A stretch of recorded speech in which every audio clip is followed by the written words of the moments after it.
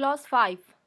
When any person is detained in pursuance of an order made under any law providing for preventive detention, the authority making the order shall, as soon as may be, communicate to such person the grounds on which the order has been made and shall afford him the earliest opportunity of making a representation against the order. Clause 6. Nothing in Clause 5 shall require the authority making any such order as is referred to in that clause to disclose facts which such authority considers to be against the public interest to disclose. Clause 7. Parliament may by law prescribe. Clause A. The circumstances under which and the class or classes of cases in which a person may be detained for a period longer than 3 months under any law providing for preventive detention without obtaining the opinion of our advisory board in accordance with the provisions of subclause A of clause 4.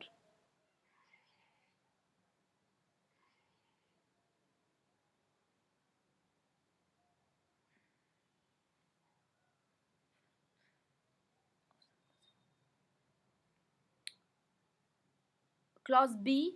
The maximum period for which any person may in any class or classes of cases be detained under any law providing for preventive detention.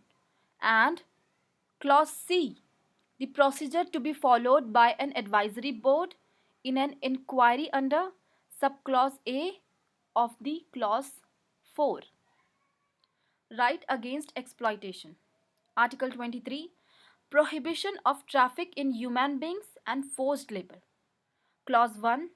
Traffic in human beings and begar and other similar forms of forced labor are prohibited, and any contravention of this provision shall be an offence punishable in accordance with law.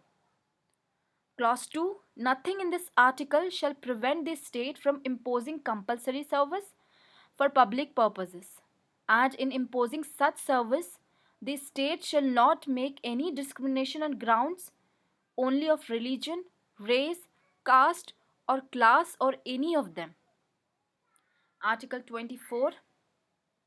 Prohibition of employment of children in factories, etc.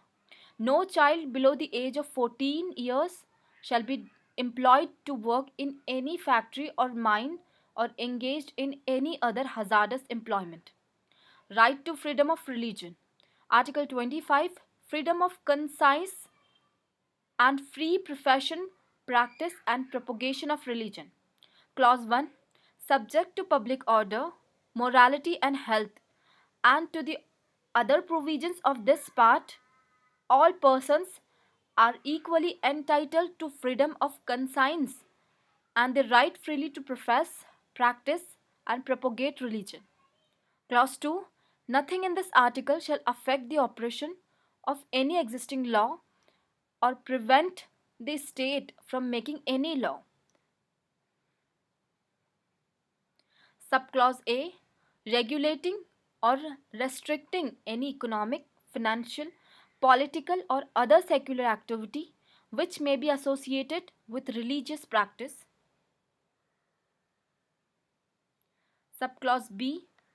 Providing for social welfare and reform or the throwing open of Hindu religious institution of a public character to all classes and sections of Hindus. Explanation 1. The wearing and carrying of kirpans. The wearing and carrying of kirpans shall be deemed to be included in the profession of the Sikh religion. Explanation 2. In subclause B of clause 2, the reference to Hindus